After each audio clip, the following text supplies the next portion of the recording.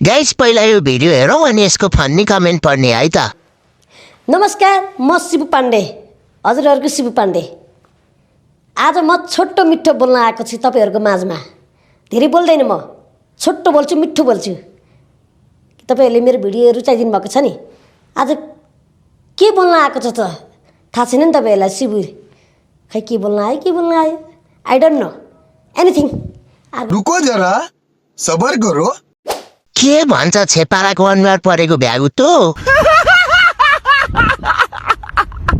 औषधिले हुँदैन, यसलाई झुन्डाएर करेन्ट नै हान्न पर्छ। कसैलाई किन कोट लगाए पनि कुखुरा चोर जस्तो देखिन्छ। यो झुसिल किराको पनि आफ्नै दुनियाँ छ फेरि।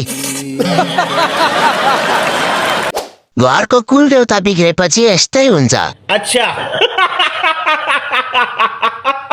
दुईवटा दाम्राले बाँधेर राखेको थिए खोरमा, कुन चाहिँले खोल्दैछ नि बराई। पातनले सक्दैन यो राधाको भानलाई, पैसा उठाएरै भए पनि राँची नै लग्नुपर्छ। खत्म। Bye bye, tata, good bye.